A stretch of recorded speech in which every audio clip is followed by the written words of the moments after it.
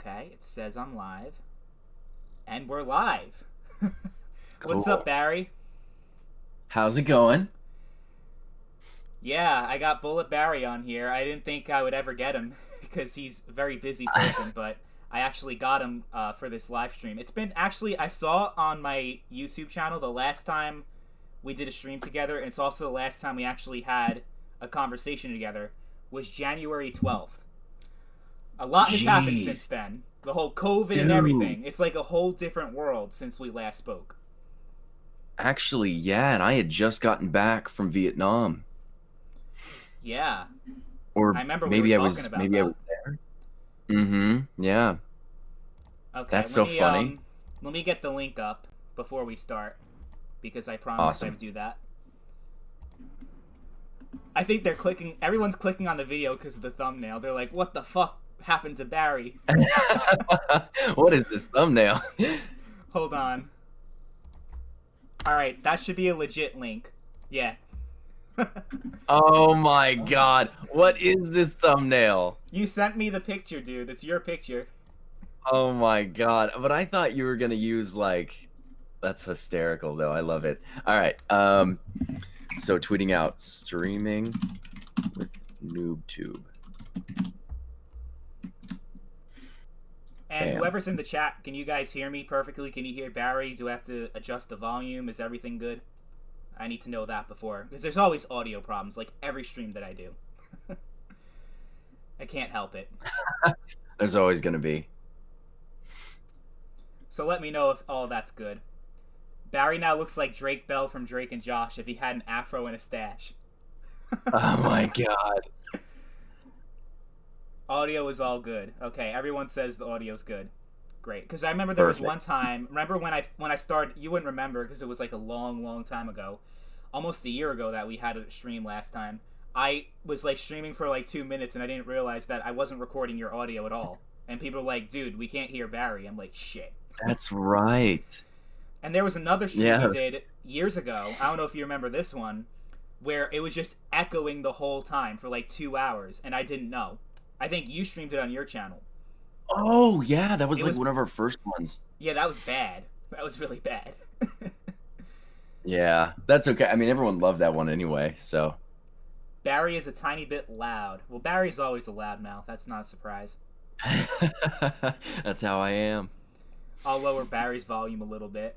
I actually, yeah, I'm trying to adjust the audio. I keep having to do it like all the time. Every single time I do a stream, I can't get it right. I've heard that Barry recently got blank. He said he. I don't even know what that question is. Okay. I've heard that Barry recently got the. He got Oh, rickrolled. Rickrolled. Oh, so you've heard that, huh? So it must have been him. Because I haven't said anything about it yet. I don't know what this is. So I, Can you in the clue me mail in? the other day, got a disc sent to me of Rick Astley.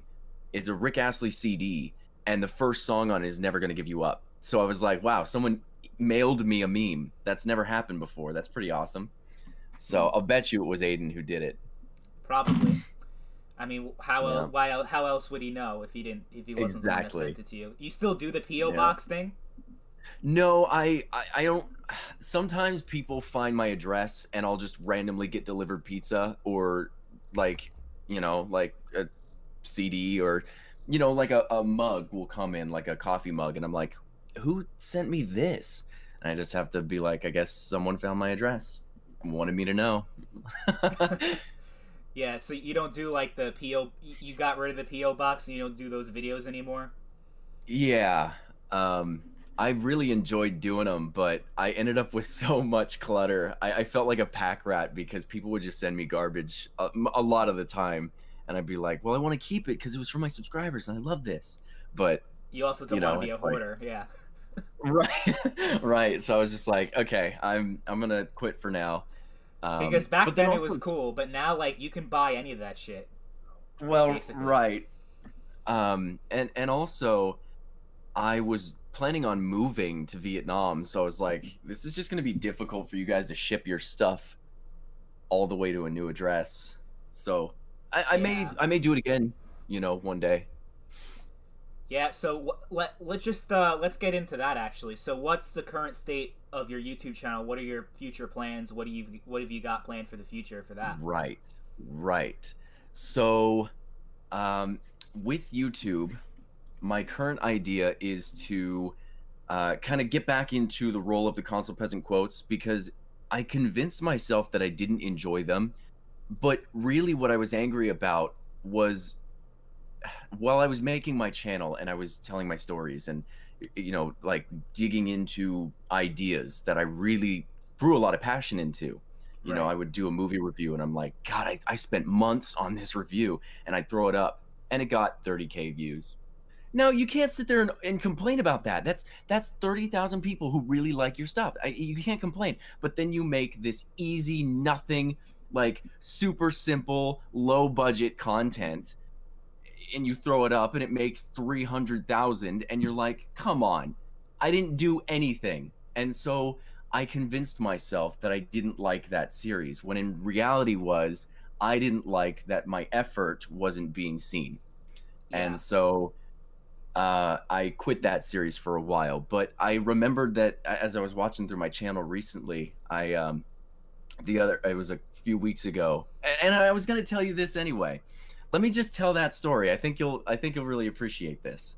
Okay. So I was sitting here at my desk. I was smoking some weed, and I was like, "What? Of course. Of course you were. What It do I?" always starts with drugs with this man. I was like, what do I watch on YouTube? Every time I sit down on YouTube, I'm like bored. I can't find anything I like. And I was just kind of looking through the recommendeds and clicking on random videos. And then I ended up letting it go. And one of my videos started playing from a long time ago, years ago. Hmm. And at this time, I was working at Best Buy. Um, and I sat there and I watched the video and I was like, okay, whatever, I'll sit there and watch it. And when I'm high, I don't have an attachment to BulletBarry. I don't have an attachment to who I was when I made that video. It was kind of like watching it as a random subscriber or some guy who stumbled upon it, which was kind of cool. It was a unique experience I'd never had before with my content. Hmm. And I developed this, wow, I really like his stuff. Not only does he tell me his thought process, but he tells a story beforehand to let me into why he even came up with this video idea. One of his coworkers at work was being an idiot and said something stupid, and he told me that story and then told me how he felt about it. That's freaking awesome. You don't see that from a lot of content creators. And when that happened, I was like, that's why people liked me. Oh my God. I thought it was like, I like the Constant Peasant quotes and he's got a nice voice, and that's as far as it goes. I'm like, okay, maybe there is a little more to this. They like the Barry personality. God damn. And I never would have realized that. What the hell? So I'm sitting there like feeling like a fool a little bit. I gave up on this channel, but whatever. I'm still not interested. I don't want to do it. I have Best Buy. I'm working there. Hmm. Literally the next day, I go to work and my coworker comes up to me and he goes, "Hey, Barry, you used to be a YouTuber, right?" And I was like, "Yeah." He goes, "Man, you seen what YouTubers make on YouTube?" And I'm like, "Yeah, there are a lot of them made a lot more than I ever did. Yeah, you can do a really good job." And he goes, "Why would anyone ever give a job like that up? You'd have to be an idiot to do that, right? Like you can do whatever you want. You can make whatever content you want. You have a community backing you, and you just get to, you just have a good time, whatever. Yeah. Why would any idiot give that up?" He was throwing And some I shade sit at you. there and I sit there and I looked at him and I was like, "Well, do you like having me as a coworker?" And he goes, "Yep." And I said, "Well, you screwed yourself." And I went into my boss's office and I quit that day and started up my channel again. And I mean, I've just posted a video since that day. Every 5 days I'm posting a video. One video every 5 days, and it's just been wonderful. Like all the passion that I had for it, I'm like remembering, man, like I really loved this because I got to refine my thoughts. I wrote a script and really got to go full force into this one idea that I don't do that anymore. I don't really think about what's going on in my head. I just kind of be, and this gives me a way to like kind of, I don't know, like throw whatever's in my mind out into the physical and share it with everyone. And when I did that, all my community started sharing their ideas back. And I was like, God, why did I ever leave? What was I thinking? That was so dumb, you know?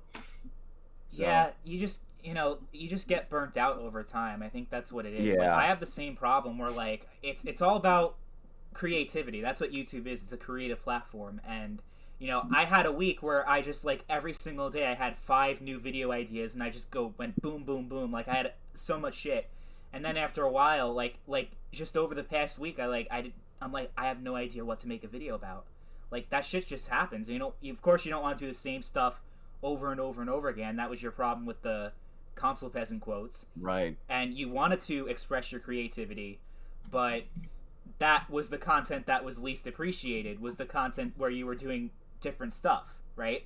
I think that's the reason why you were burnt out, is because you the console peasant quotes, that was pretty much the main thing for your channel. That was like the main reason why you got to 200,000 subscribers or whatever it was, and why you got all the views and everything and all the success you had. But you as like yourself, I'm pretty sure you were just like after a while you're like, I gotta move on to something else. I gotta do something else. Right. I think that's what it was, because I had the same problem. Like with this channel, with my Call of Duty channel, it's like I don't give a fuck about like Call of Duty kind of sucks. Like why am I making these videos? But I keep gaining so much subs. It's like it's tempting. Like you can't just stop doing it, but it's hard. Yeah. I mean, so, and that's one thing too that I kind of fell into a trap with, remembering back to when I did YouTube, like workaholic, or at least to a workaholic level, was I would sit here and go, okay, my friends invited me out. I've made a video every day this week, but I'm not going to go out with them. I need to make more videos. I have to have more money. I have to, and that's kind of what the YouTube became. Like, it wasn't about the passion. It was fully the money. And that was irritating. And I didn't realize how I'd become trapped by that. But now I have, I come back to YouTube, but I have my van that I'm working on. I have something that I'm working towards in the future, like seeing this country, going to hang out with my friend CJ, like, like why the hell not? I'll have wheels. So yeah, that's got to happen eventually. Oh yeah. So I mean, I do plan to go south first if I get it fixed up before winter, but yeah. Once summer hits, you'll see me up in New York, man. Hey, maybe. I mean, probably like when this whole thing is over, if it's ever over, this COVID crap. I don't even know.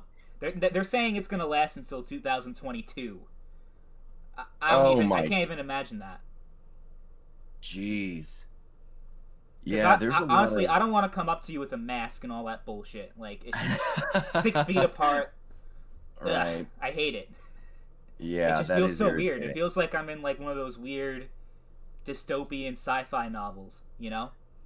It may not be as bad because I live in a rural part of Oregon, so I mean, around here, it doesn't feel like too much has changed. I mean, you can't go into a store without wearing it. But when you go hang out with people, it's so strange. Like, you go to a restaurant, you put your mask on, you go inside, and you sit down, and you take your mask off. Yeah. Because when you're sitting, they let you take. Well, yeah, you can't eat food with a mask on, right? Well, no, but so it's they still gotta like... do some. They have to have some compromise there. It just makes a lot of sense. Yeah. But I live in a rural area too. I'm sure I told you that I don't live in the city anymore. I moved a while ago, actually, a couple years ago, and I'm kind of in the same like environment as you are in. Like, I'm pretty much in the middle of nowhere. There's nothing going on over here, and with COVID, there's really not a huge problem. But if I ever want to go to the city, if I ever want to visit people, it's so much work, like more work than it usually is, because I have to worry about having the masks. I have to stay 6 feet apart.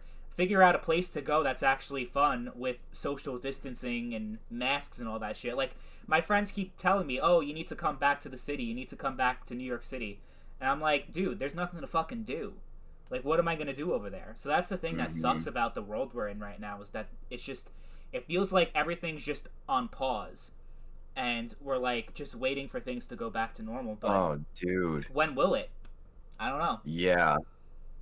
Yeah. I mean, I definitely see what you mean by on pause. The only thing is like there's still a presidential election We're not coming, you talking know? about that. We're not Like, talking about we that. honestly shouldn't. We honestly shouldn't. Like, I don't mind yeah, like going sincerely. into stuff outside of gaming, but No, right. politics.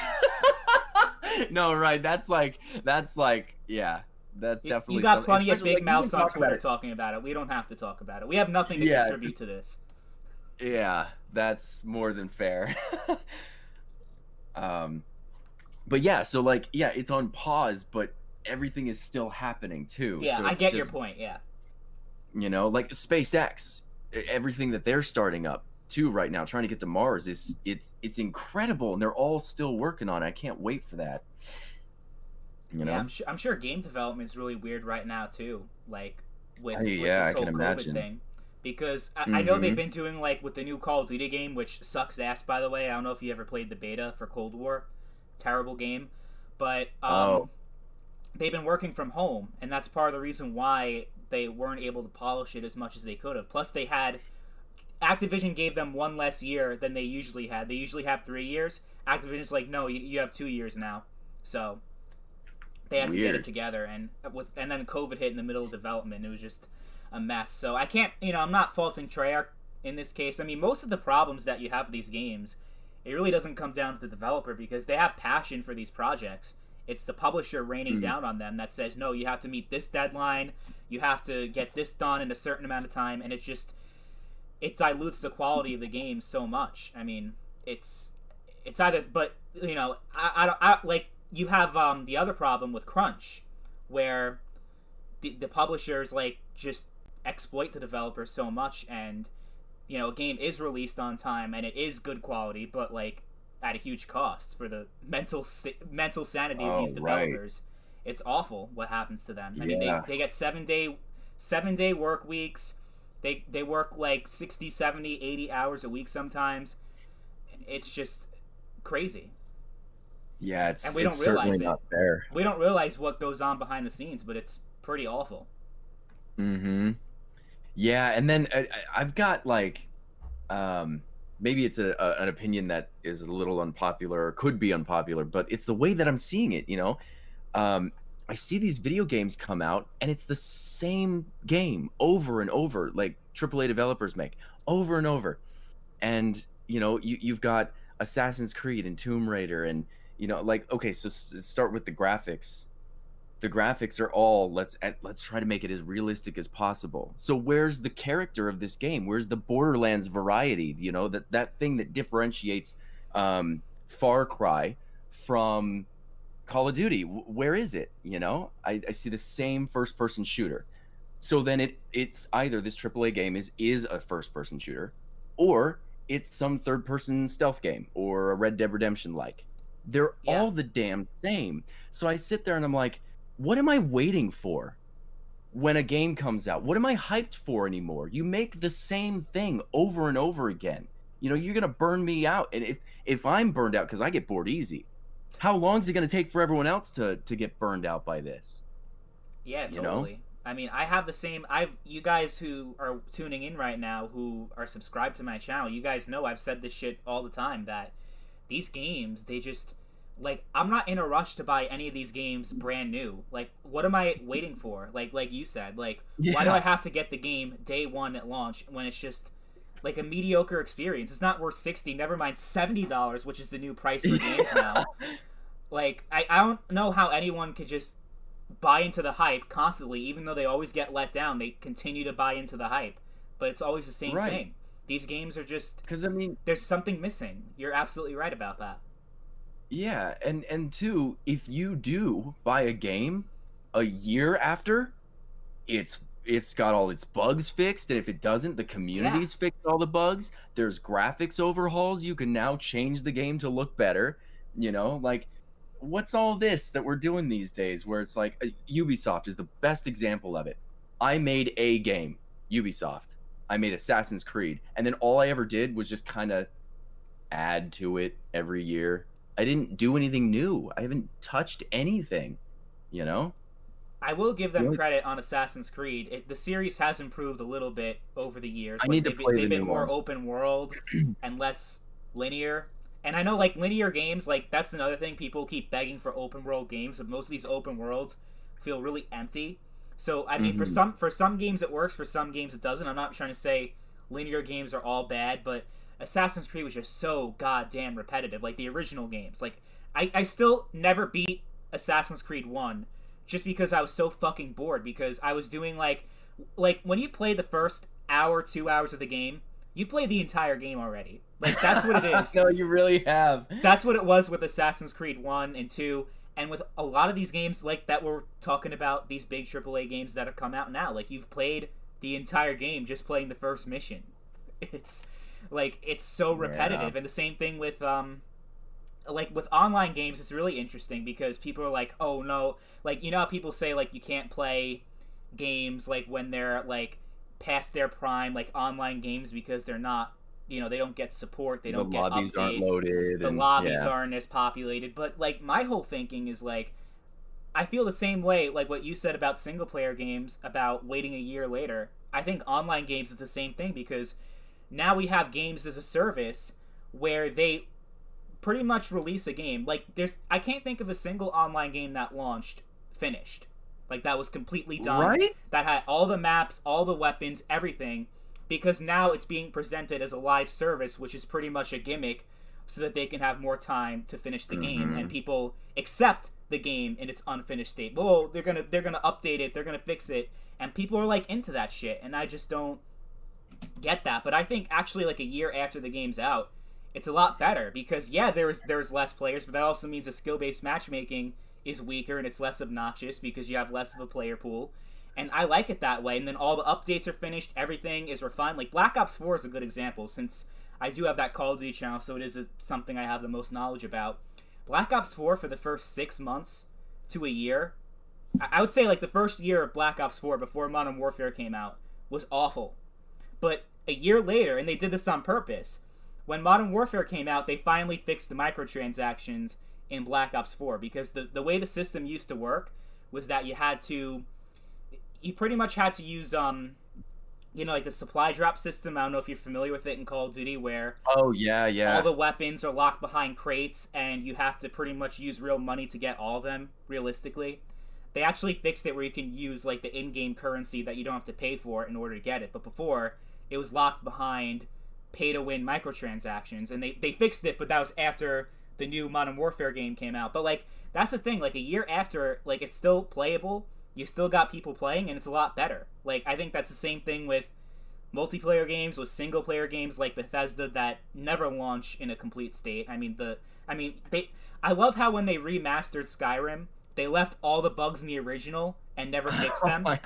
Like Right. Bethesda's a big offender of that. And even I mean CD Projekt Red is pretty good because they make sure the game is tested and it's good. I think the only problem they had with The Witcher 3 was it ran like shit on AMD cards. It wasn't optimized very well Oh yeah. for AMD users. But besides that, like it wasn't like a bug ridden mess like Bethesda. I mean, you call them Bug Right. Bethesda. That's they deserve that nickname.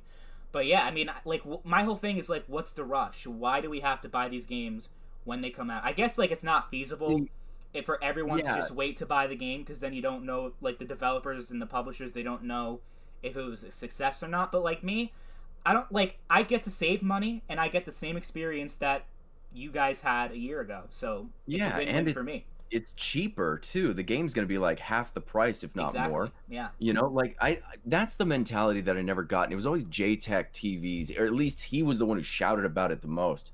Was like, if you don't support a video game the day it releases, then you are not a true gamer. That And I'm makes no sitting there sense. like, no, that is a fanboy mentality. That's a sheep mentality where you got to sit there and try to, boost sales for this game, for this company that gives no care about you, you know? Yeah. Like, where does that mentality come from? Like, I could see And if you bought shares in the company, okay, I get it. I understand fine, where you're coming yeah, from. But fine. I'm sure JTech's got no stocks, he's got No no way. investments, he's got no portfolio or anything like that. He's just a fucking jerk off on the internet that has nothing else going on in his life, so he uses this to, like, fill that void. It's pretty sad. That's really sad because you see it for not just these video game companies. You see it in every company has their guy out there that's like, if you don't buy the latest and greatest Apple product, you're not a real Apple fan. It's like, okay, why do you think being an Apple fan is important? Yeah, Why aren't exactly. you living your life? You know, Yeah, I you're mean, you're living vicariously through this company's success. That's not healthy at all. I'll tell you one thing, Barry. You're gonna have a lot more material since you're bringing back the console peasant quotes. We got a new generation of stupid fanboys.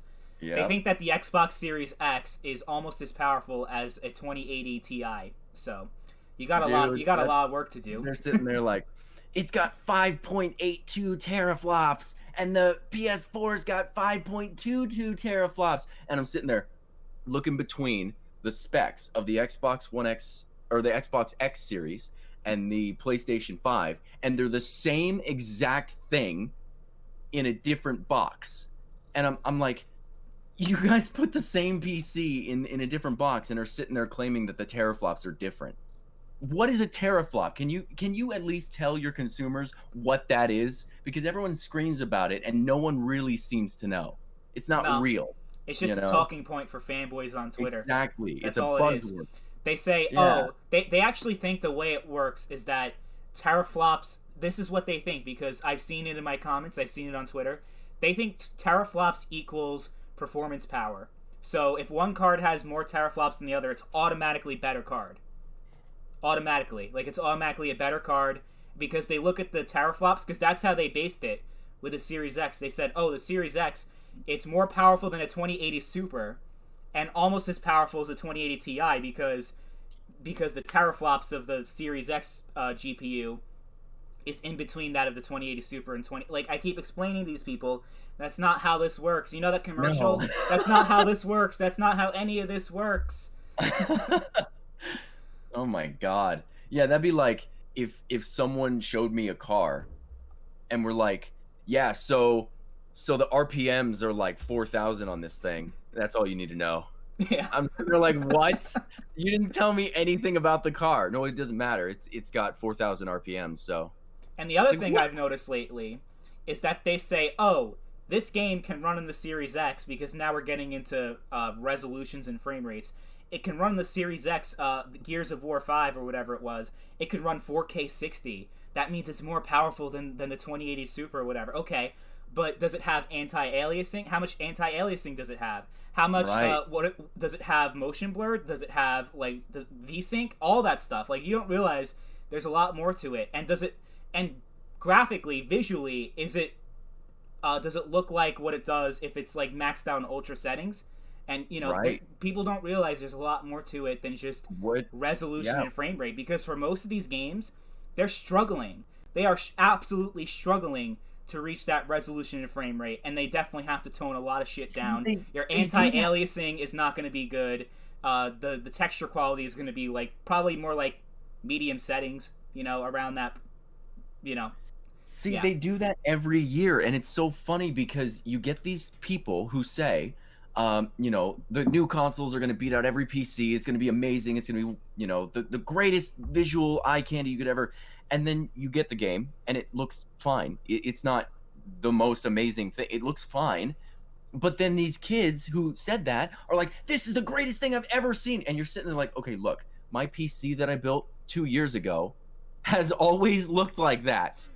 Yeah. It's looked better than that. If you actually care about graphics, then you would come here. The fact is, you don't care about graphics. You just let other people tell you what you want and go for it. Yeah, Like, pretty stop much. doing that. Think for yourself. Like, that saying, I don't even, like, I don't know exactly how it goes word for word, but I think it applies very well in this situation, that when you talk, saying nothing, you might look stupid, but don't speak up and and erase all doubts that you're stupid. You know, that's pretty much what it is with all these people talking about teraflops and fucking clock speed and all the fucking bullshit, you know, with these consoles and the specs. They know absolutely nothing about hardware and how it works. And I'm not pretending to be like the complete expert on it, but I at least, like, I don't pretend to know shit that I don't know. You know what I mean? And these people, like Colt Eastwood, if you're familiar with that guy. Oh, yeah. JTech TV, they're all on Twitter, and they're always talking about the power and the resolution, the frame, and all this shit. It's just so... I'm just saying, like, you have a lot of shit, a lot of new material to work with this generation. Yeah. And I'm going to have a bring good back time console with it. peasant quotes, yeah. Absolutely. I don't think I've ever slammed Colt Eastwood, just because, like, every time I looked at his channel, I was like, this is too easy. You know, like, there's no way. He's got to be a troll. Like, there's no way he's real, you know? But I don't know. And what's funny to me is, like, it's like, oh, how do I relate this? Like, these people who want to be the guy, let's say it is Colt Eastwood. He wants to be the guy who knows, right? Yeah. He has the ability. He's got the mind. He keeps talking about the specs and the performance of these consoles. I'm like, if you just moved up to a gaming PC and really did your research, you would be on it. But you make this stuff up because you've pushed that away. You're like, I just don't want to be aware of this aspect of the gaming market, you know? And then, but I'm also not hindered somehow. I also still know all the information. It doesn't work that way, you know? Exactly. Like, you gotta fill your mind with everything that's around. I will say one thing about these consoles. I think I mean, I don't give a fuck about these consoles at all. I'm not going to buy a PlayStation 5 or a Series X or whatever. I'm sure you feel the same exact way. Yeah. Like, we're just good with PC. And I'm sure, like, 3, 4, whatever, however long years ago that we first met, I'm sure you never imagined me saying stuff like this. But I've come a long way. I had dreams where I'd wake up wet thinking about it, but it never. No, but like, I never did expect that to happen. About me becoming a PC gamer. Yeah. We both evolved over the years. I mean, I've evolved. You've kind of de-evolved a little bit. Nah. Yeah. No, you think you've evolved? You think you're, like, way above, like, intellectually, like, you're on, like, a different dimension because you take mushrooms or whatever. I don't know. I don't know what your whole thing is. Yeah, I keep walking around town, and I point my finger in people's faces and I say, "Hey, I'm better than you," and then I walk away. You know, that's just how I am now. Yeah, it's like, you know, before you were saying PC is better than console. Now you're saying taking drugs and taking mushrooms is better than being sober. Mushroom master race. Oh my god. Yeah, it's the master race. I mean, you know, there's a difference. You know, I can play with my graphics on the computer, or I can play with my graphics in real life. You know, I like to modify my visual experience. That's all. Yeah, in terms of graphics, it's probably all, like, cell shaded or whatever in your fucking visions or whatever you have, right? I walk into it's all colorful situation. Yeah. Oh, that's funny. Have you ever? This is a very specific question because I know you're into virtual reality, right? Mm-hmm. Have you ever taken shrooms and done VR at the same time? So, I have an idea. At least it's a hypothesis I can never prove, but I believe that virtual reality was thought of because of psychedelic use. Because, like, I don't know, man. I can't really go too far into it, but I have this idea, and it's either gonna blow your mind or it's gonna make you think I'm stupid. But probably the latter. When you take psychedelics and you take enough, they pull you into this mindset where you are no longer Barry. I don't have an ego that makes me think I'm Barry. I'm the guy who knows about computers. I'm the guy who likes bike riding. I'm this or that. You are no longer that person. You are nothing more than objective awareness. Your ego doesn't exist. And when you become objective awareness, you realize that what you are is every single thing on this planet all at once. But your ego makes you believe that this singular entity is what you are. That's as far as that goes. My theory is, or a fun little thought I have, is that when VR becomes full dive and we can connect our brains and go to sleep and be in this world, Imagine if we had this program that let us all link our minds together and we end up having that same realization where there's like a million of us who linked our minds and now we're all like, wait a minute, this feels familiar. Why do I remember like as though this is what is supposed to, like this ego dissolving experience that you normally get. I think that would be kind of fascinating if that happened, but that's just me playing around with ideas. And I don't know about you in the chat, but me personally, like, I don't understand the goddamn thing you just said. Damn it. God damn it. They say you've become enlightened when you don't make sense to anyone else, but maybe I'm just crazy.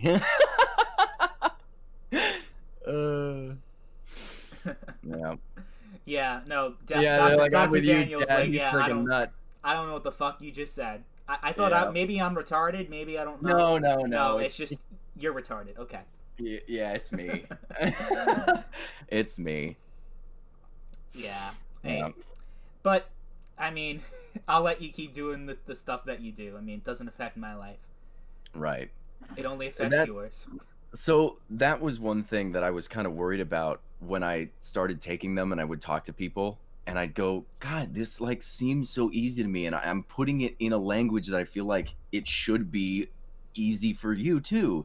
And it's interesting because I can meet certain people who seem to have something unlocked or it's people who've taken the psychedelics and then I'll go and explain it to them. And they're like, oh, yes, actually, you explain that better than I can. Like, yes, that's exactly how my mind operates when I'm on that stuff. So I know I'm not crazy. I have a way of explaining what I've seen. But to people who've never experienced it, it just will not register. So it's something I'm trying to get, like, it's a hurdle I'm trying to get over because I think that it'd be kind of beneficial for me to share these experiences with people who are never interested in trying them, but I need to be able to develop a language so that it can be digestible to them, So, translation, what you're saying is that in order for people to understand you, they also have to be on drugs, on substances. Well, no, they don't have to be on them. They have to have gone through that experience. See, when you take them, you open new neurological pathways, and without those pathways, it's impossible. Yeah. Like if someone we'll go with that, yeah. Well, no, that's how it is. Like if someone had told me what I just said before I took them, I would have tried to wrap my head around it, but I wouldn't have gotten close. Like my brother tells me this experience he had about he took them and he ended up in this ocean of consciousness. And I'm sitting there like, okay, what does an ocean of consciousness look like? And then I experienced something like that and I'm like, okay, now I see what he means by that.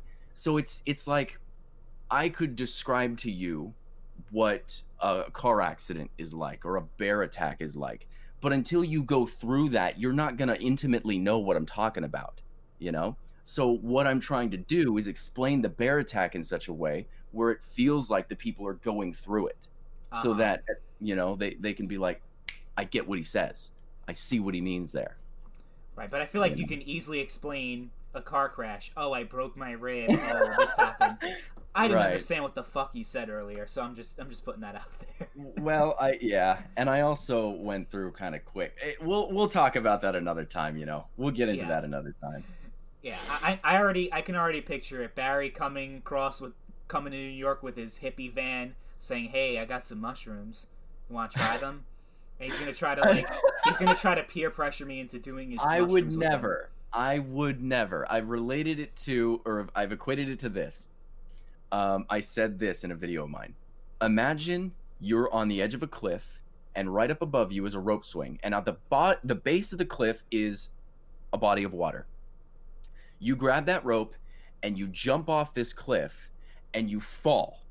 And you go through like all of these feelings, this rush of adrenaline, and you hit the water and it felt scary, terrifying, but amazing, right? And then you go back up to the top and you have a friend up there and he's like, I'm not doing this. And you push him in. He's not going to have that wonderful, beautiful, magical experience you had. He's going to be afraid the whole time he went down. And even when he hits the water, he's not going to hit it like you did because he wasn't prepared for the leap. You cannot push someone. You cannot. You have to wait till they're ready. Okay. So. Yeah. So, have you played any games lately? So I play a lot of Slay the Spire. I love Slay the Spire. Call of Duty, Warzone. I love their battle royale. I know we played it a little bit before, like months and months ago. Yeah, we did. And you were holding me back, of course. Oh, of course. Yeah, I suck. You suck. And then Mordau. Have you played Mordau yet? Dude, I love Mordau. I play it all the time. God, I need to play it more. I played Chivalry religiously, and Mordau is so much better. Mordau is so much better. Holy shit. We actually agree on something. Oh my god. Yeah, Mordau is spectacular. I love the Horde mode, man. I love it so much. Their new modes are awesome. I know they got rid of Battle Royale, which is fine. No one played it. I don't know, did they add anything else in? I actually kind of liked the Battle Royale. I know they have Horde. They have the 3 modes that are the most popular ones, but I really liked the what is it? Where you go in and there's like, you know, however many, 30 people in a server, but it's like War from back in the day where you don't just go slashing random people. You walk up and you have a respectable fight with one person and then you move on. I love that. That was so cool because you could have some asshole running around the map finding people who are on their last life and kill them, you know? Yeah. But when I first played Mordor. Totally different thing. Yeah. Whenever someone would do that, would run around the map slashing people, everyone stopped their fight and attacked that one guy. You know? Yeah. I love Mordau. That. I love that game so much. I fuck more with PvE than PvP, actually. And I'm usually not like a PvE person, yeah. But something about that Horde mode, I got really into it. I definitely need to just like, it's like, I like to get into Chivalry when I was playing with friends, so I'm still kind of that way with Mordau. I need to just get in and play it more, but I feel like whenever I play a multiplayer game or a single player game these days, if I don't have someone else around, I'm wasting my time because I could alternatively be working on a video or working on my van. And that's the mentality, that workaholic mentality that got me in trouble the first time I was doing YouTube. I need to learn how to stop and just sit down and relax. Because even when I'm sitting there watching Game of Thrones, I'm like, I could be making a video. And that's not healthy, you know? I'm not gonna lie, I've been having the same problem over the past few months, like, as my channel was starting to grow a lot, especially the second channel, which is already close to 1,000 subscribers, and I just started doing it, like, 3 months ago. I'm just like, I have to keep making these videos.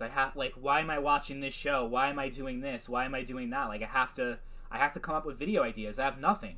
And I've been kicking myself in the balls, like, the past few days because I've just been playing Fallout 4 again, of all games. I've been playing that a lot lately because I installed some new mods because I had it on the Xbox One, so I didn't really have the full PC experience yet, so I'm actually experiencing it on PC for the first time. And I'm I was so amazed. Awesome the console commands, I'm like, what is this shit? Console commands, you can just fucking like disable objects and do these awesome things and fix bugs. I'm like, wow, that's amazing. So I've been playing that. And what are those giant demon things called? Giant demon Deathclaws? Yeah. Deathclaws, dude. Yeah. My favorite thing, I was sitting there modding the game. I want you to continue, but I got to tell you this. Sure. I was playing Fallout 4 and I was getting a bunch of mods going. And what were they called? Damn it. Deathclaws. Yeah. This Deathclaw comes up to attack me and I console command /kill enter. I'm like, I need to do my thing. F off, you know? You could just press disable and it just deletes them from the entire game. Oh my god, that's amazing. So I'm like, damn, no, because console commands are also good because you know how many times you're playing a Bethesda game and it's just a buggy mess? Yes. Like, and there's no way to fucking fix it because the quest is bugged out. Like, this character won't fucking move and it's just standing there and not doing a goddamn thing. And it's just so frustrating. And then, like, I had a quest like that yesterday I was playing the game. and the character that was supposed to be there wasn't there, so I just summoned him over to me, and then he went along. And it's like, wow, console commands are so awesome. Like, when I had mods on the Xbox One, because Fallout 4 was like the first game to have modding on console, I believe it's like the only game that has it still. I was so amazed, but on PC it's just a different ball game, you know. I forget what I was talking about before, though. Oh, you were talking about, like, with videos, how, like, if you're not doing anything with, like, related to YouTube, like, you feel like you're guilty, like you're not doing anything, right? Yeah. Like, I have the same mentality, and actually have the opposite thing where, like, I don't like playing with other people. I don't like playing games with other people, really. Even multiplayer games. I like just doing it solo. Because, I mean, no, don't get me wrong, like, if a friend says, hey, let's play this game, I'll do it, but I'm not, like, right. Most of the games I play, my friends do not play, and I'm not gonna, like, put in the extra effort to find friends and meet people to play a game online, you know what I mean? Like, I don't need other people, like, I don't need other people to validate my experience, if that makes any sense. Oh, sure. And I don't think it's really about that for me. It's just more like, if I have friends in the situation, then of course. I'm not wasting my time. I'm hanging with my friends, so that's not a waste. But if I'm doing it alone, I'm like, what? I could be making a video alone. I'm alone, you know? Yeah. Well, my whole thing is, like, I feel less guilty doing that. Like, if I play a single-player game or even an online game solo, I just record the gameplay. I'm like, I'll use that gameplay for my video because most of my videos have gameplay in the background, so that way I don't feel too shitty about myself. But lately, I've just been struggling coming up with ideas for videos. It's been really bad. But, like, last week and the week before, I was just going. I was like, boom, boom, boom. I had all these ideas. But that's just what happens, like, creatively. That happens to everyone that does anything creatively. Like, if you're a painter, you know, you can have so many ideas going on, then you paint, and then, you know, you have an amazing painting, and then it takes, like, it could take 5 years before you get the next one. You know what I mean? Yeah, totally. It's just how it is with creativity. Yeah. And I don't want to be like one of those news channels that just, like, fucking leeches off of N4G. God, fucking, right? Or you know, like, I don't want to be the next, like, rich review tech. Yeah. I don't want to, like, I have no passion. That's the thing. Like, it has to be a balance. Like, yeah, I want to make videos that people are interested in seeing, people want to see, but I also don't want to stoop to a low level and make clickbait video titles based off of rumors that are not true. They're fake news. But you make videos on it, even though you know deep down it's bullshit, but you only do it because you want... it's going to get you clicks. Yeah, you got to get those clicks. And that's the thing people don't realize with YouTube. Once there's money involved, it fundamentally changes the way you look at it. Dude, whether you live off it or not, just the fact that there is a $sign next to those videos that you make, it just completely changes the way you think about making YouTube videos. Because I'll tell you one thing, I've been doing YouTube for 12 years now. Yeah. I've been here for that long. And for like 8 or 9 of those 12 years, I've just been fucking around with it. Because I never took YouTube seriously. It was just, I make shitty videos that piss people off, and I get a kick out of it. Like, you had no idea, like, I loved it when people disliked my videos. Like, when people... I don't know if you've seen the like to dislike ratio on my old videos back in the day, but it had, like... Oh, yeah. It had, like, I think the Console King video had 40 likes and 8,000 dislikes. Something crazy like that. That, like, you would think I'm fucking with you. Oh, no. That's the how to win a PC versus console debate video. I'm sure you remember that one. Yeah. That's the video that got Rags' entire YouTube career started. The video that I made. He made a video response to it. And you made a video response to it, too, with one of your console peasant quotes. And that's how we met each other and became friends, ironically. But that video got, like, 40 likes and 8,000 dislikes. Something, like, you wouldn't think that a like-to-dislike ratio that bad was possible. But for me, I pulled it off. But, like, the thing is, I didn't care because I was just doing it. I had fun being a dick online. And I wasn't doing anything, like, obnoxious. Like, I wasn't harassing people, doxing people, doing, like, awful shit. I was just trolling and fucking around. And I had fun with that. And I would just make whatever videos that I felt like I had fun doing. And, of course, like, you know, when you do get monetized, you still want to have fun doing it. But, you look at it a lot differently. And you're like...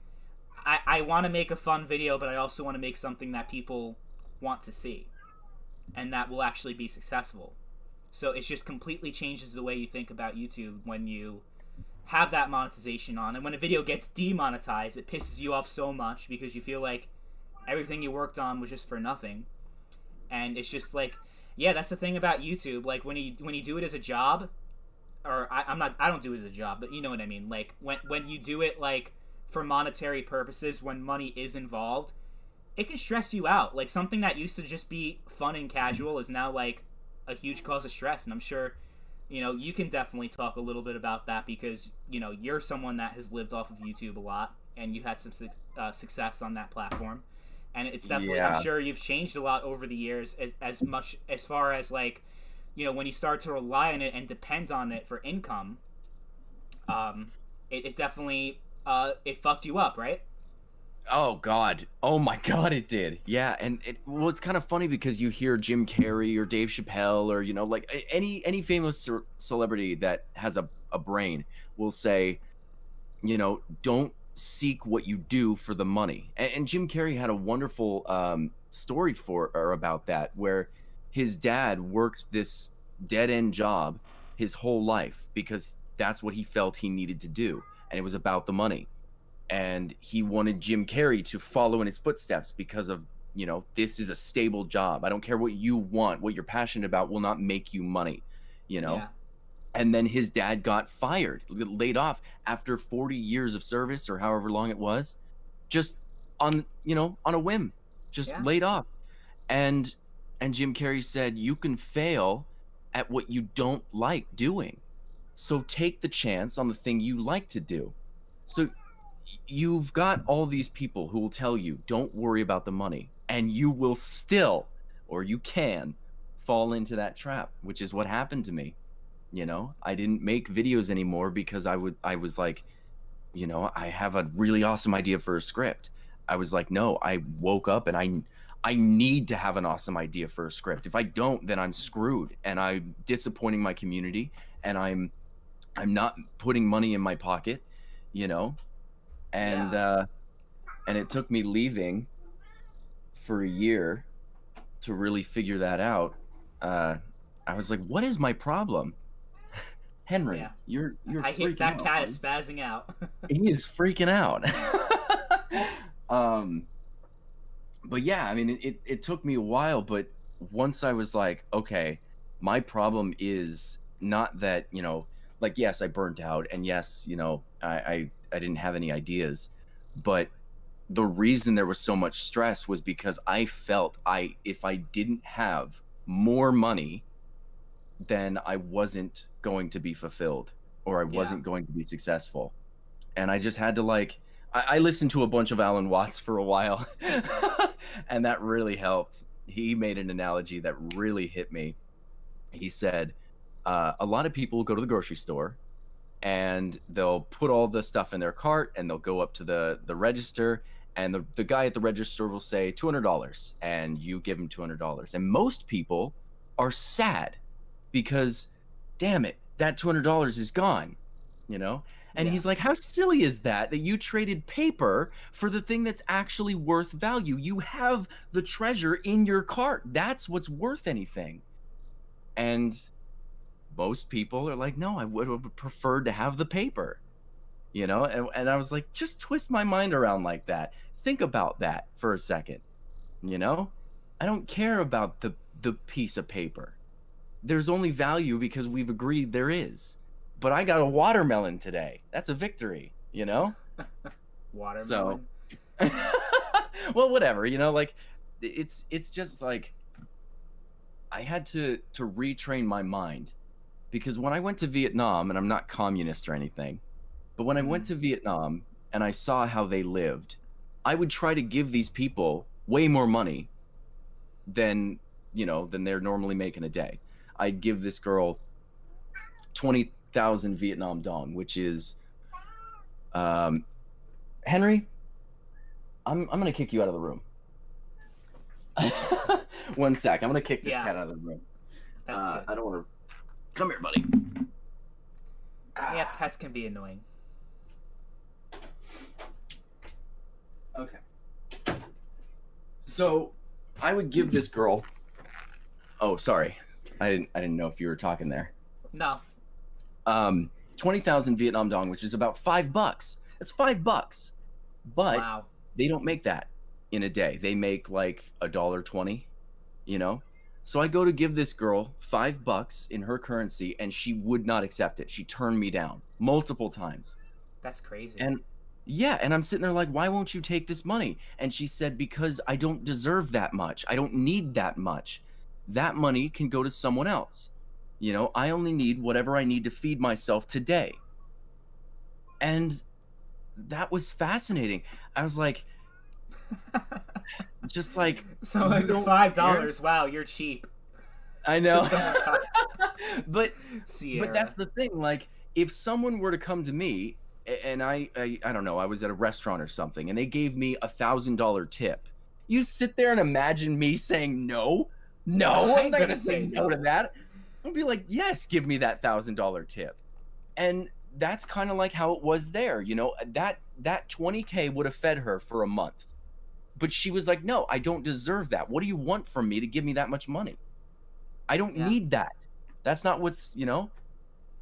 So to them, it's not this thing that's the most important physical object in their life. It's not the thing that they strive to live for. Their life is to live with their family and to go out and dance and to have a good time all the time. And I was just like, that's what I'm missing. I kept thinking about the YouTube experience as a moneymaker, but the YouTube experience needs to be about fun. Yeah. You know? I'm having fun right now.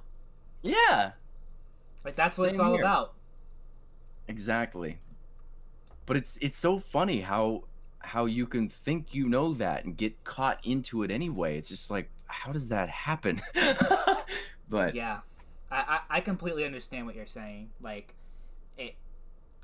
but I think like the way you can picture money is money does not inherently buy happiness, but I think the lack of money in a lot of cases can create unhappiness, if you know what I'm trying to say. So if you can't afford your mortgage, if you can't afford rent, if you can't afford to eat, you're going to be a very unhappy person. So I do think, like, I don't agree with this whole thing, oh, money is not an object at all, like, it doesn't matter at all. Like, obviously it does matter, and, you know, because it's the way our system is built up on. It's like you said, it's only because we agree that it's worth as much as it's worth, but still, it doesn't hide the fact that that's the system we live in, and it's never going to change. Even communist systems have currency. You know what I mean? Oh, yeah. China and Vietnam, like you said, like, even though, like, well, they're really only communist politically. Like, they have the political party in charge, the Communist Party, but economically, they do have a lot of free market principles in there, right?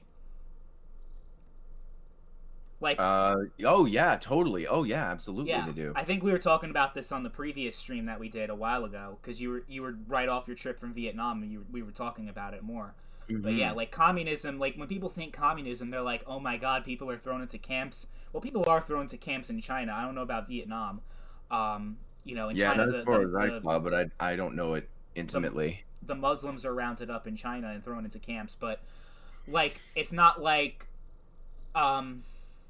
what you would picture, because it's not actual communism, if that makes sense. Like, it's not real communism, it's just political communism, meaning that's a one-party state. They do own, like, the states do have a ownership in all the companies, but they don't really, like, control everything, if that makes any sense. Right. So, I mean, money is involved everywhere you go, is my whole point. Like, money does matter in places like China and Vietnam.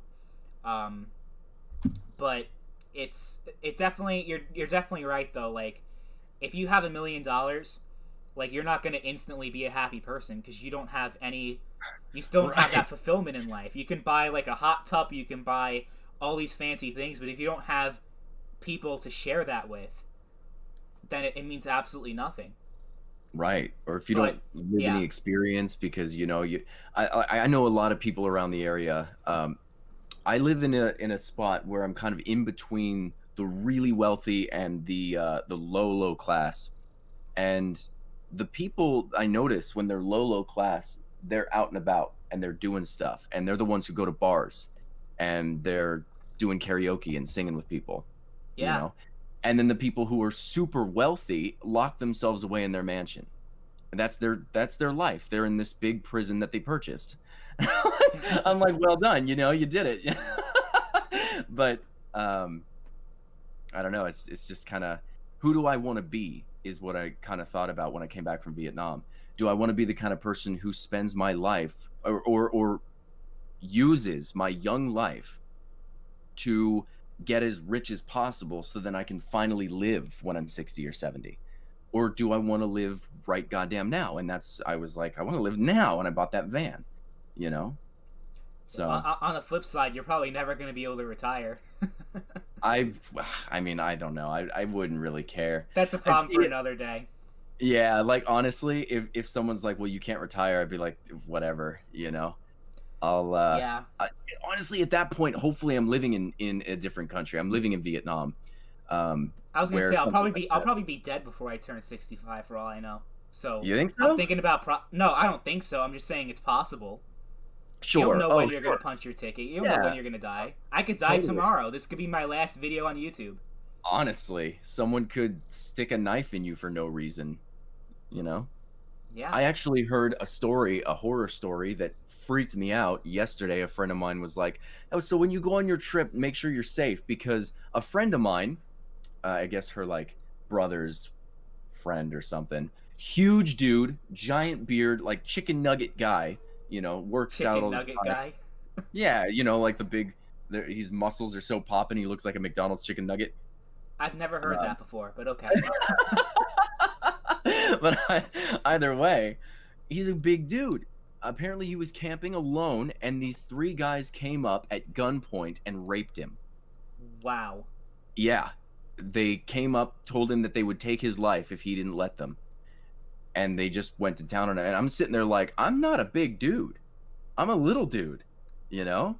Yeah. That would not be fun. So I'm gonna have like tasers on me, and I'll have a security weapon in there just in case. And I mean, I do want to live as off grid as possible. I will, of course, require money, so hopefully YouTube will be able to support my endeavor as I go through. And if not, I'll pick up an odd job as I could even walk into a restaurant and be like, hey, I will clean your whole establishment if you give me one meal. Yeah, I'll clean your toilets for you. I don't care. Yeah, like whatever. But then I think a lot of the time it'd be kind of cool if I took a 22 rifle and went out into the middle of nowhere where I know no one's even going to hear the shot, and I kill a couple rabbits or squirrels, or careful of which ones you eat. Some of them are really dangerous, but yeah, I can live off some chicken meat. Apparently it all tastes like chicken, so yeah, you're gonna play survival mode. yeah, why not? Every so often, and if I suck at it, I suck at it. If I don't, get a meal, I'd be like, well, shit. That sucks. But I want to try it. I want to try it like the whole way, I'm really excited about this. Yeah, so like what else do you got planned for the future? So you're working on YouTube, anything else going on? Yeah. Okay. So I plan on starting a few different YouTube channels. Oh, a few channels. A few different, yeah. Some of them will be. I have an r/channel that I'm gonna make with a buddy of mine in the UK. I want to do a Barry Stories channel where it's me actually sitting in front of the camera, because I have body language that I never get to share with my BulletBarry stuff. So Yeah. I'd like to do that. I have a horror channel I want to start. So beyond that, my long-term plan is to take the van, go south for the winter, and travel those states down there. When it hits summer, I'll move up to the north and go all the way back around. The plan is to do it serendipitously. So I'll just drive out in a random direction. I can even flip a coin, northeast, southwest, whatever. And I'll meet people as I go. And as I meet them, they'll say, hey, like 2 hours later, there's a waterfall right over here. Go 2 hours that direction, hang a left, and you'll be there, And then there I am at a waterfall, and I meet people there, and they're like, hey, there's hot springs actually 3 hours this way. Go over there. And I'm seeing these little holes in the country that not a lot of people get to see. And eventually I'm like, wait, where am I? Check a map. Oh, I'm in Colorado. I didn't even realize. That's awesome. I'm a whole state away. So Yeah. I do that. When I'm done, which could be, let's say I hate it after a month, let's say I hate it after a year, let's say I never hate it, let's say I'm just done in 5 years. Yeah, you're just a I traveling bought, hippie. yeah, but I purchased myself a 1980s Volkswagen Vanagon, and I bought it for a really good price. These things, if you fix them up and you remaster them or restore them, they'll go for a lot more than what I purchased it for. So then I use that money to get me to Vietnam or to the UK or to Europe, and I buy a van out there and I do the same thing, and then I see the world. Yeah. That's my plan. I want to see the world while I'm here. I totally understand. I love hitting the open road and traveling. I love that so much. Like when I got a driver's license, because growing up in the city, I had no reason to really learn how to drive and to get a driver's license because it was just, it wasn't practical in the city because there's nowhere to park. There was really no way to do it. But then when I moved to the country, it was like a whole different experience. I'm like, wow, I can actually drive. I can actually go wherever I want by myself. And I remember I went to visit my old friend from high school who goes to school in Maine, and he actually now he lives in Maine like full time now. Like after he graduated, I went to visit him. This was way before COVID. I went all the way up from New York through Massachusetts, New Hampshire, and Maine. Like it was beautiful. It was like a whole part of the country I've never seen before, and it really it was like a 6-hour trip.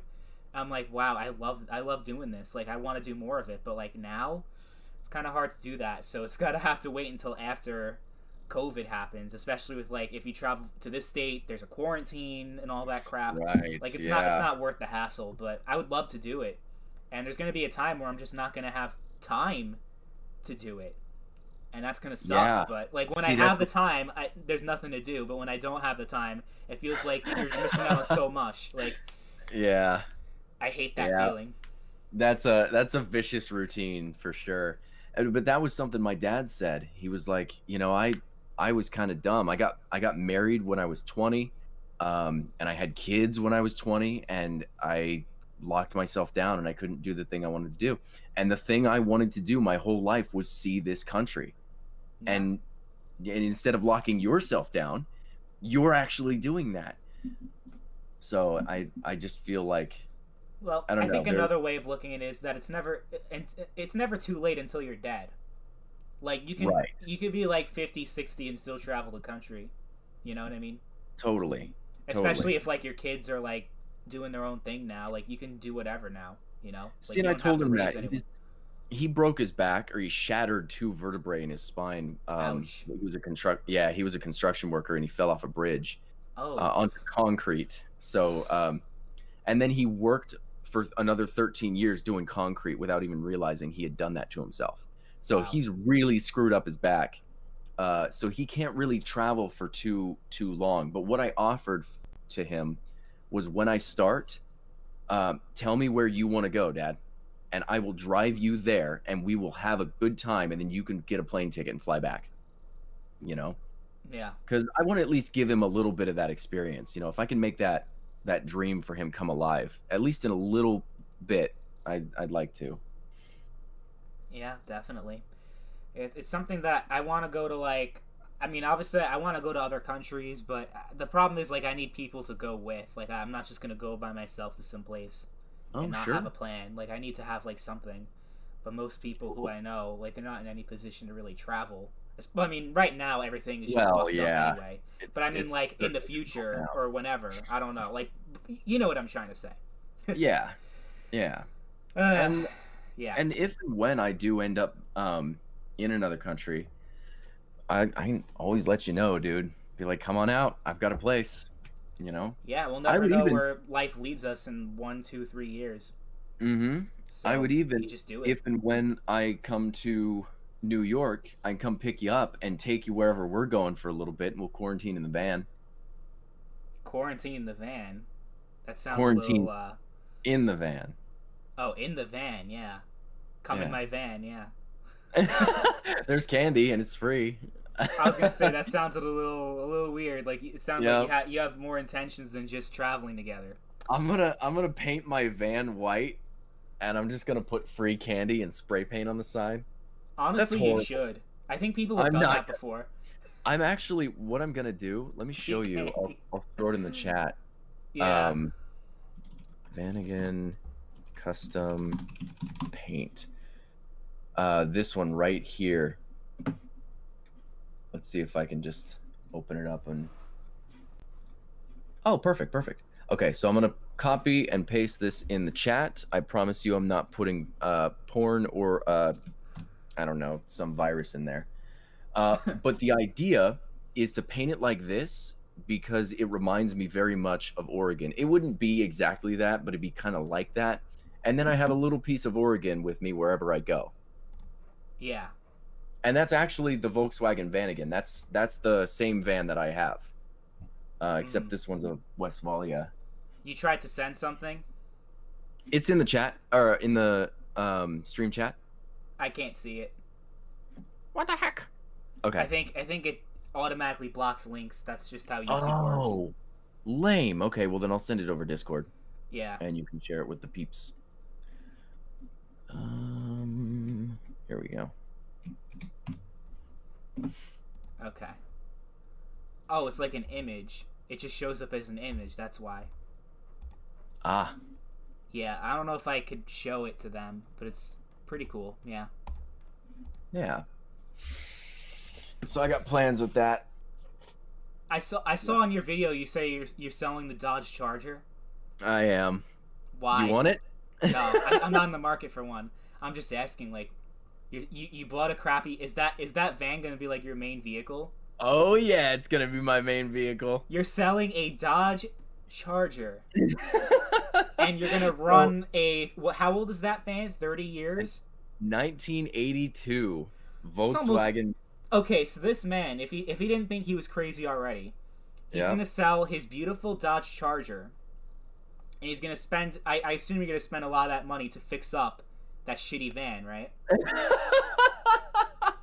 And then I tell you, keep going. Give it all to me. Give it all to me. And then like you'll be on your cross country dream road trip, and then like by the time you're in Oregon, by the time you hit California, it will be dead. Oh, okay. That's pretty good, but there's a bit of some pieces of information that you're missing here. So, firstly, it does not have the original Volkswagen engine in there. It has a 1992 Subaru EJ22. So this thing, gas mileage wise, gets about 25 to 30 because of that engine, which is very nice. My car does not even touch that, even at its most optimal. So I'm burning through less gas driving the van. I also have a bedroom in the van that I wouldn't have in the Charger. My Charger, Kelly Blue Books. This is his van, by the way. I'm showing them the picture of the. That's not what it looks like yet, but that's what I'd like it to. But that's what he wants it to look like. Yeah. So that's his plan.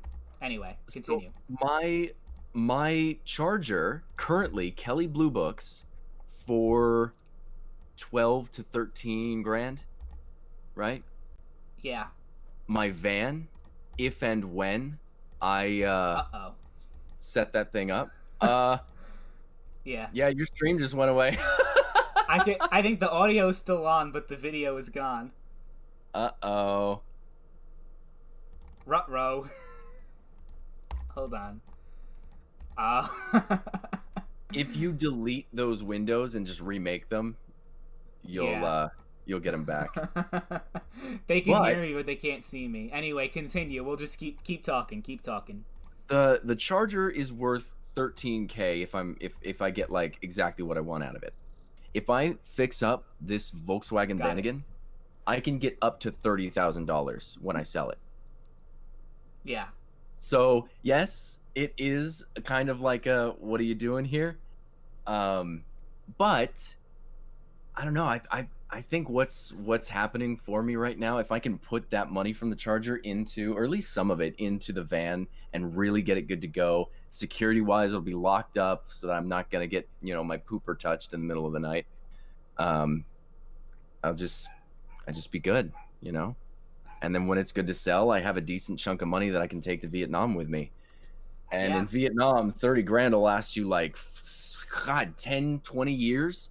Like, God, who's going to pay 30K for a van again during a global recession? I won't sell it during the global recession. And I don't even need to sell it when I go. I just, I can even hold on to it for the rest of my life. These things either, they don't depreciate at least. They'll either stay their value or they'll appreciate. People love these old Volkswagens. So I'm, I don't know. I think Yeah, but after all the money you're gonna put into it, you might like just break even. yeah, and even if I do, like, that's fine. I'm just, I'm not about, again, like I used to care about the money. And Yeah. now it's about, this van is going to give me experiences I wouldn't have in that Charger. I can Yeah, put a girl in that van. I was just gonna say experiences. Yeah, Hmm. it's gonna You know, smell so bad in there though that no one's I gonna want to go in the actually, van with you. oh, that, yeah. I'll have candles or something. I was actually Candles. saying, I said to my buddy, he goes, "You keep calling her a she, your van. You keep calling it a her." And I was like, "Yeah, and she's a lesbian. You know how I know?" He goes, "How?" I was like, "Because I'm gonna put girls in her." He's like, "Oh, shut up. That's so dumb." So Yeah, I'm it just is having a pretty good time. dumb. I'm just having a good time. Yeah. So, So there's an election coming. yep. Yes, there is. Yeah, we said we were not going to talk about that, but I'm I'm not going to fine if talk you about want like to. candidates specifically. But I'm just going to Okay. say like the way our country is right now is fucking crazy. I'm sure everyone can agree on that one. Yes, it is It's absolutely crazy. it's Um, awful. George Carlin would say that life is a show. He says it's a shit show, but it's a show. And if you live in America, you got a front row seat. Yeah, it's. I think that's only gotten worse over time. Yeah, I it's thought pretty four tremendous. years ago that was my first election. 4 years ago, my very first election was 2016, and this one is even crazier.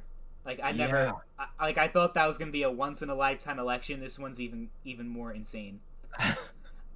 Yeah. I just don't like to get involved with it as much as I did before. I'm just like, Yeah, it's all like it's all you've got, tribal bullshit. That's what it is. Like yeah. everyone thinks they're right, and you can't reason with them. It's like the consul peasants. You should make like political peasant quotes. Oh my God, the That'll be political great. peasant quotes. Yeah, You should make like or partisan peasant quotes like Democrats and Republicans. Like it's the same thing as fanboys. it That's what they is. are. It is. It's They're the same. fanboys. Yep. Yep. But I don't know. My take on politics might even be a little too controversial to make a series like that. I think that politics in general is a distraction. Oh, I Um, agree. so I don't think I, any of these elections really matter.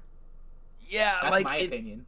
Yeah, no, I'm with you 100%. Like it seems to be something that's supposed to keep our heads turned, but it's not really doing anything, you know?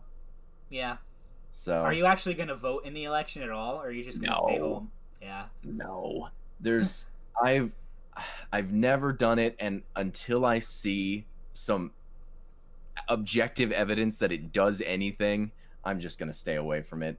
I've got better use of my time. And whoever is in charge, had it been Hillary, had it been Trump, will it be Biden or Trump? It's not going to change anything. It's just the way, you know, I don't know. I agree. I understand what you're saying because that's pretty much the way I feel.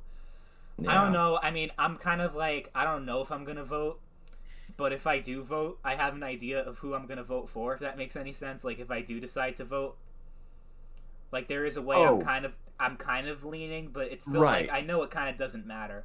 Like, if because my family, we're all registered voters. So if they go to the polls, I'm like, I guess I might as well come with you. You know, it's Sure, kind that of like makes that sense. kind of thing. Like I might Yeah. as well I could just always vote for a third party candidate too, Honestly, that's one of the best things I think you can do, you know? or write your 'Cause- own name in, or something like that. You know? yeah, right? Like I have this idea that maybe even the majority of the American people throw in their votes to a third party and it still just doesn't do anything. It's not like they're ever going to get in office. They're not Yeah, the ones that have been chosen, you and know? there's a thing called the Electoral College, as I'm sure Yeah. you're aware of, where even if Yeah. you get more votes, you're still not the winner of the election. Dude, It's all the as I Electoral watch College.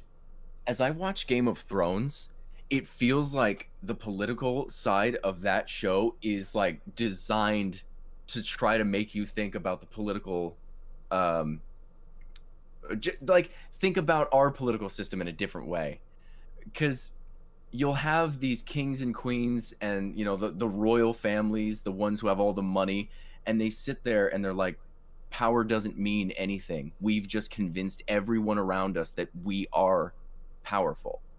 These Yeah. people think they have a choice in who's going to become king. We've already decided that. No one gets to pick. And it's kind of interesting because it's like that's what I see when I look around my country. And then Yeah. in Game of Thrones they say like it's all a trick, it's all a game, you know? We're just distracting everybody. That's all we're doing. What pisses me It's a off the most is that there's like almost no escape from it, like ever. You have oh these yeah. stupid ass like blue check mark jerk offs on Twitter that always have something to say. Even these gaming YouTubers, oh, they're like, oh, I'm gonna get into politics. Like no one who subscribes to your channel gives a fuck about your political views. And I understand I'm saying that as we're talking politics. Yeah. But it's different because I'm not Right. like saying, oh, all of you in the chat, if you don't agree with me, you're fucking stupid, because that's what these people are doing. Right. That's what they're saying. And I'm not even like giving you hints or breadcrumbs as to like what my political views actually are.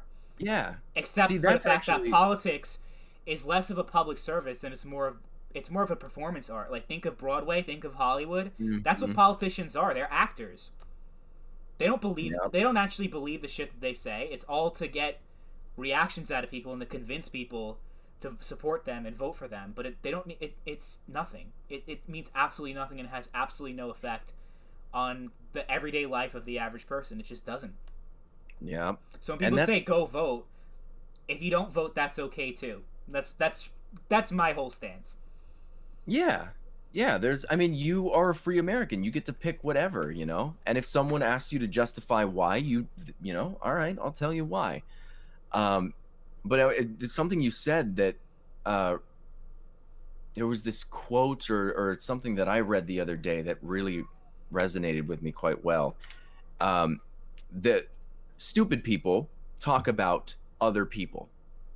Intelligent people talk about ideas. Mm-hmm. And that's what I think is happening right here now. We're talking about politics, which is an idea. We're not talking about the Trump and the Biden and the Hillary and we're talking about the idea. So I think that needs to be something that people need to look at and excuse, because just talking about politics is not a bad thing. Yeah.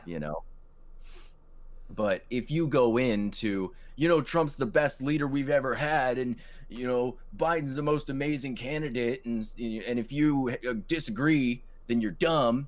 That's probably a channel you might want to brush off to the side. Yeah. Well, to make it to kind of connect it to gaming, because this is supposed to be a gaming channel. The best way to describe politics, like my whole way of thinking with all these people in the gaming community, all these different YouTubers that focus on video game content, or all the people in the chat right now that talk like that agree with me that, oh, fanboys are stupid. Like I hate the Xbox fanboys and the PlayStation fanboys. Well, if you're the same people that are saying if you vote for Trump, you're an evil racist person, and you hate minorities and you're an awful, or on the flip side, if you support Biden, like you want to bring criminals in the country and you're just an awful person. Like if you have that same tribalistic opinion on politics, you think if you're a Democrat, you think Republicans are always evil and Democrats are always right. If you're a Republican, you think Republicans are always amazing and Democrats are evil. You have no right to say anything about fanboys on the internet. You have no right to say anything about Apple fanboys or PlayStation, Xbox fanboys. Like you are a fanboy. Like you literally you are in a completely different reality. And that's something I want to bring up because, the same people that are saying, oh, like whatever that guy's name is, Young, yeah, I don't know if you've heard of him before. He's getting Young, yeah. Yeah, he has 1 million subscribers. He makes gaming news videos, and of course he talks about like, oh, these fanboys, like they're kind of cringe. Then he's saying, oh, fuck Donald Trump, and if you support him, go fuck yourself. Well, you're the same. You're the same thing.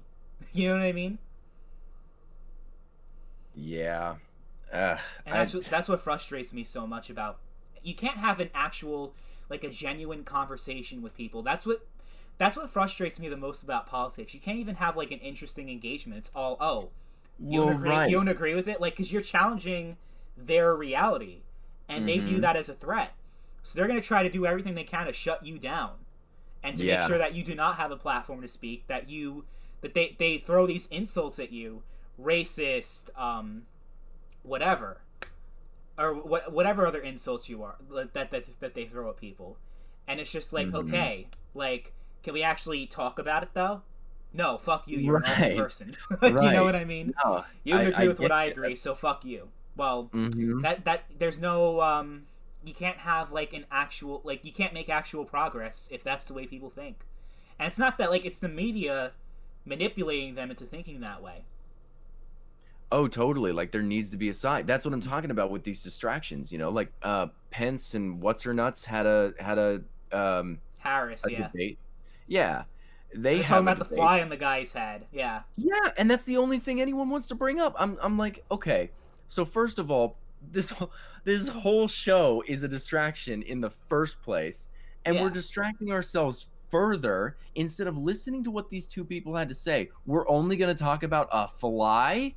Is anyone even involved in what's happening right now? Like, you're so blind? Like, that's not a talking point. It was a fly. What the hell? I just don't even understand. I don't really see debates in general as a productive forum anyway, because you're not trying to convince your opponent that they're wrong. It's the two people, they're trying to argue, to try to make the strongest argument. And you can be a great, like, think of Ben Shapiro, right? Whatever you think about that guy, he's an amazing orator, he's an amazing debater. But a lot of his ideas are wrong. Like, he's not right on everything, of course. But he can go in a debate against someone and make it seem like his ideas are better than the other person. But that doesn't mean just because you're a better debater that your ideas are better. You know what I'm saying?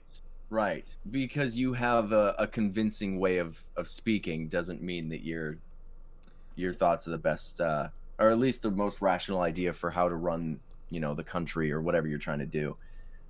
Yeah, like, just because you were a better debater, just because I'm a better debater than you doesn't mean that that I won.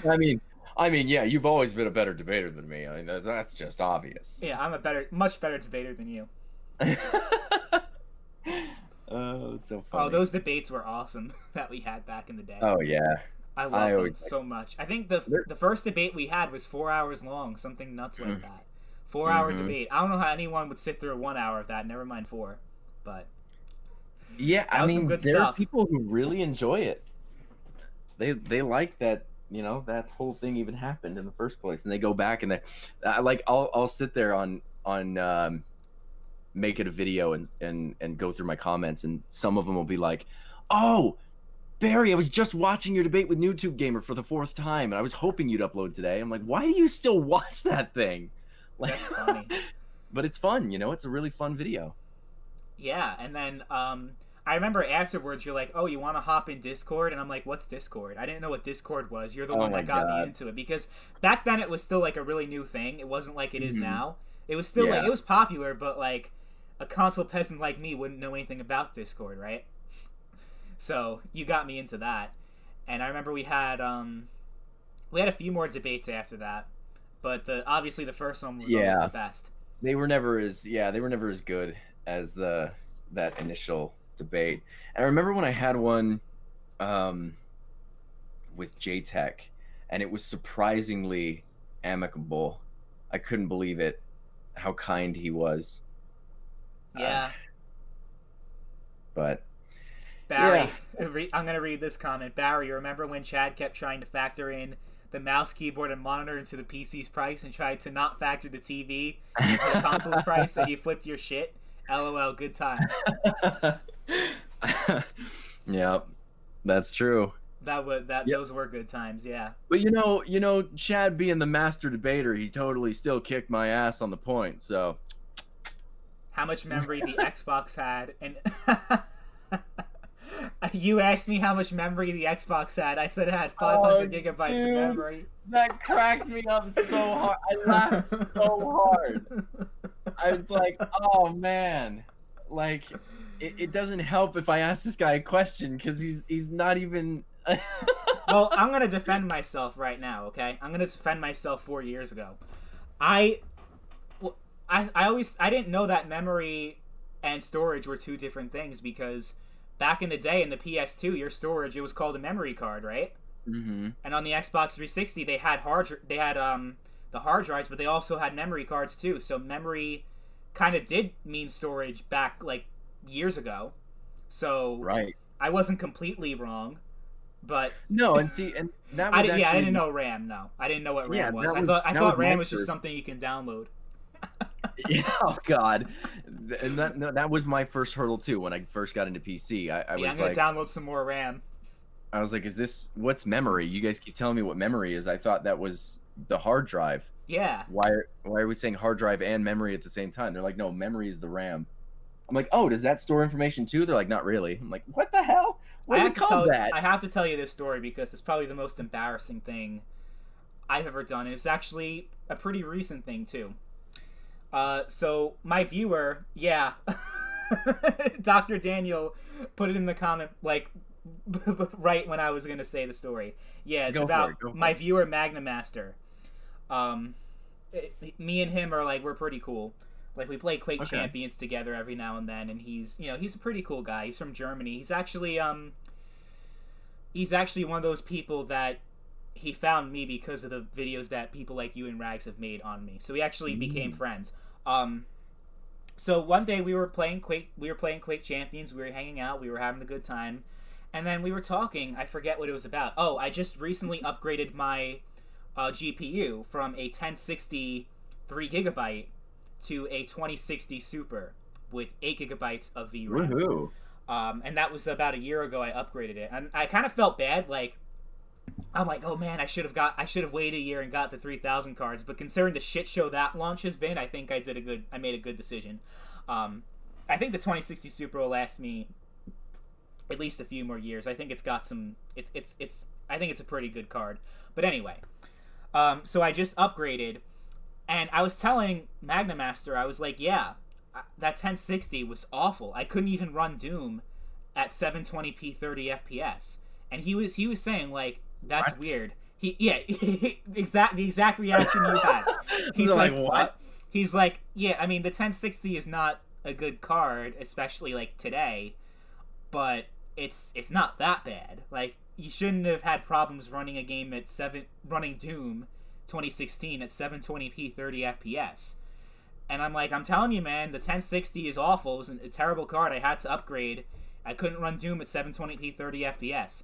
And he's like, I think you had a defective card, because there's no way that actually, because the 1060, even the 3GB version, is not that bad. And I was telling him other stories about like a couple other games where I had performance problems, because most of the games I was able to run pretty fine. So I have a 1063, like, well, I don't have one anymore, but I had it. But I also had an i7, which is a CPU I still have, the i7-8700. Apparently, so this is why I'm bringing that talking about my processor, because I think you could see where this story is going. Yeah, I think I do. Well, when you started it, I was like, oh, I know what happened. Oh no. So wait, let me finish before you say anything. Before you say anything, let me finish my story.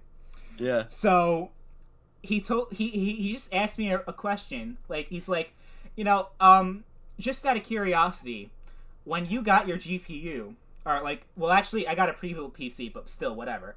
When did you plug your HDMI cable into the HDMI port, like the regular HDMI port, or did you plug it in to the port where the graphics card is? Like, did you plug it into your graphics card, or did you just plug it in to your regular HDMI port? And I'm like, I just plugged it into the HDMI port. and he was like laughing. He was hysterical Oh laughing, and I no. could not figure out why. And he's like, "You do know that you actually have to plug the HDMI cable into the graphics card itself in order for it to be connected." And I'm like, I thought that was just an extra HDMI port. I didn't know I had to use that one. This is like a year ago, and he still laughs about it to this day. Dude, And that's probably one of the dumbest things I've ever done in my that's life, so because I didn't funny, know. though. Like it's there's just certain things that I guess they just go unsaid. You know, like they say, oh yeah, like you need like 16 gigs of RAM, you need like whatever amount of you know, now people are talking about SSDs. Like there's certain things that people say you need to have, but there are certain things that people, I guess, assume is common sense, but no one ever talks about it. Like no one ever talks about plugging the thing into. And the funny story about the when I got the 2060 Super, I was about to make the same mistake twice.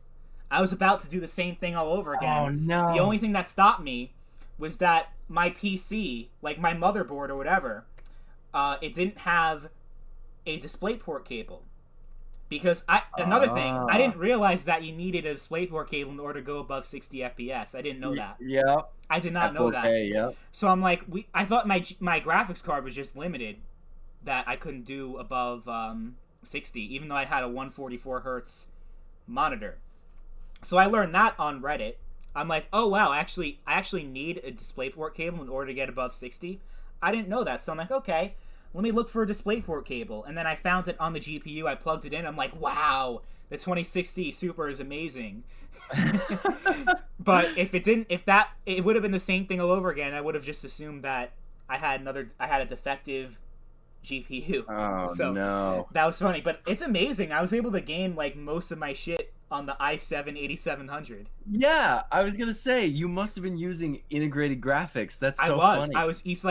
He was laughing. He's like, you were using the integrated graphics on your CPU, and I'm like, CPUs have integrated graphics. Yep. That's actually kind of impressive that you were able to play Doom on that thing. Barely.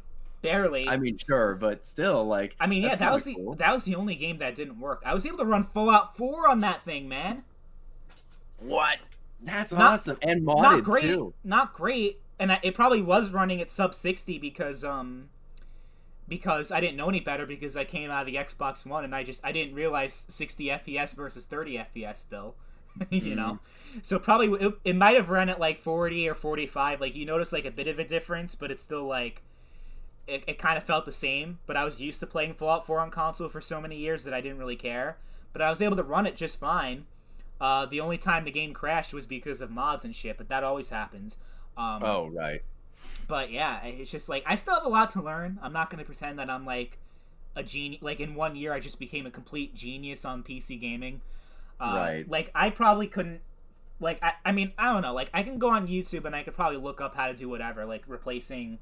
Like, you know, installing, I just got an SSD for the first time ever. I didn't have an well, no. I had an SSD for my OS, just so you don't flip out. Like, you know, I wasn't that stupid. Sure. But I think everyone at least has an SSD for their OS that's like 100-ish gigabytes. And then they have a hard drive that's like however much storage. But I'm like, I think it's finally time to upgrade. Not upgrade, because I kept my hard drive in because I figured, like, formatting the hard drive and deleting everything and then like taking the hard drive out and putting an SSD in, like I felt like that was going to be too much work. So I'm like, I'm not going to do that. So I'm just going to add in the SSD on my PCI Express port. So I had it's an NVMe SSD. So I just installed that and it was pretty easy. You just literally plug it in and screw it. But there's some things, like a GPU is pretty easy to install. I think a CPU... I've never replaced the processor before. I don't know what's involved in that.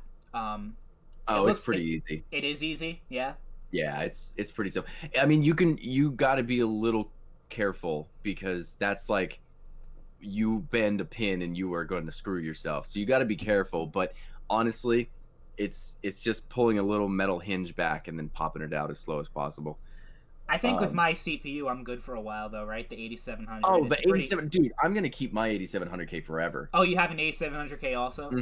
It's one of the nicest. Like when the 9 series, or yeah, the 9th gen Intels came out, and they had the 9700K, and it was performance wise 3% better. I'm sitting there like, okay, that is not worth my money. I'm sticking with this chip. It's just so good.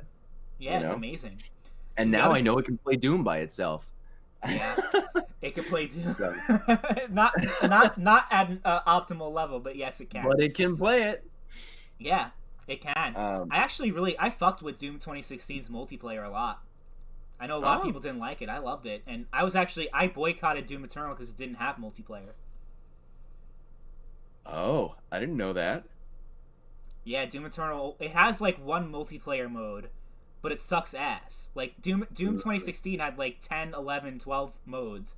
Like this one doesn't even have team deathmatch or deathmatch. Sucks. It's garbage, but yeah, I imagine if I still had the 1060, I'm like, I'm going to try to run Doom Eternal. My whole PC would have just exploded at that point. Sure. Yeah. You reminded me of a story that my brother did that I thought was kind of funny. There was this one day I got a really nice deal on these 4K monitors that Falcon Northwest was selling. They were selling 2 4K monitors for $350 each.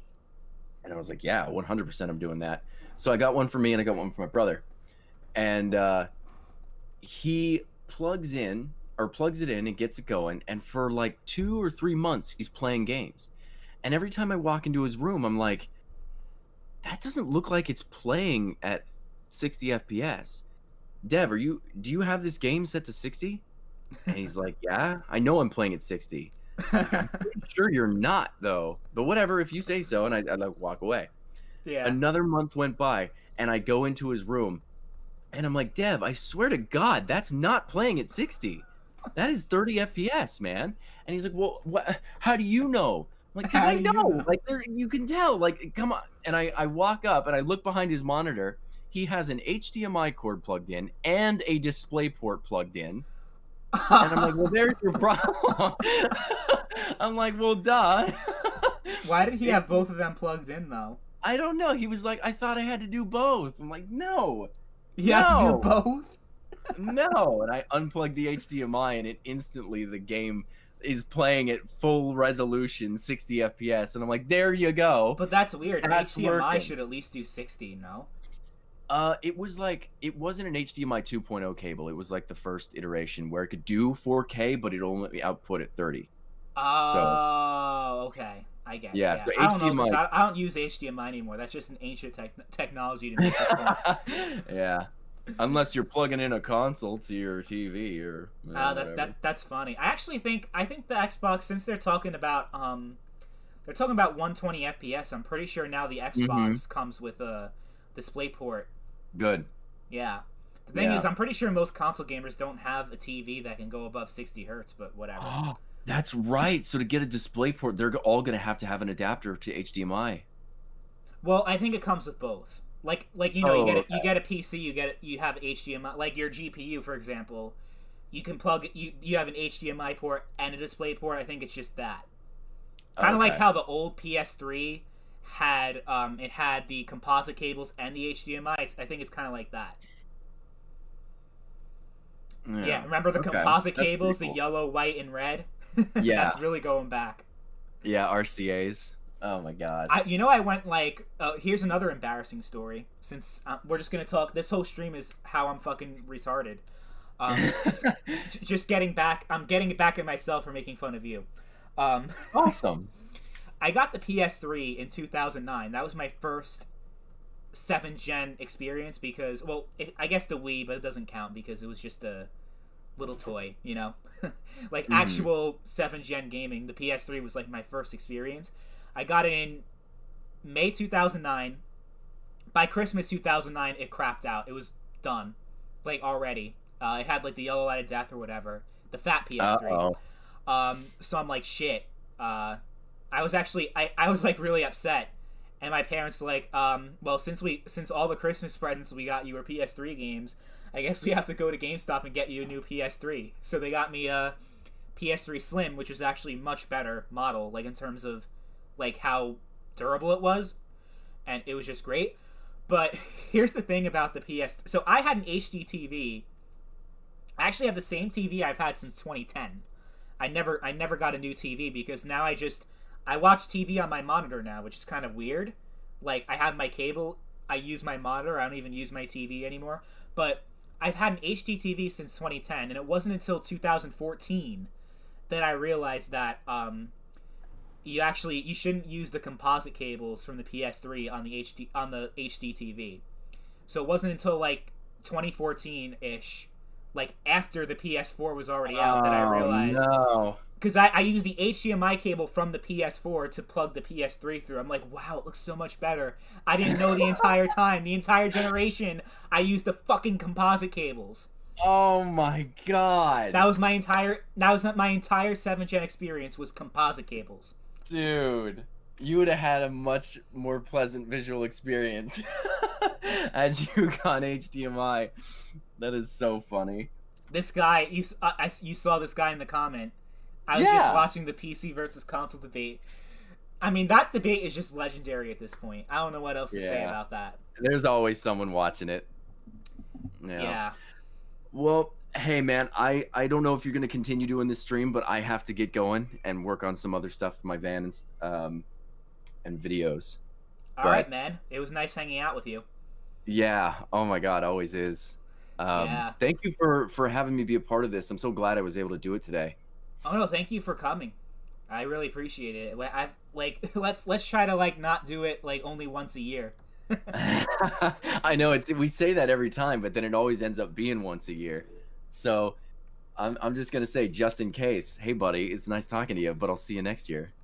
Well, that wouldn't be too bad because it's October. Oh yeah, that's not that big a deal then. 2.5 to 3 months. I mean, that's not bad. Yeah. That would probably be the minimum.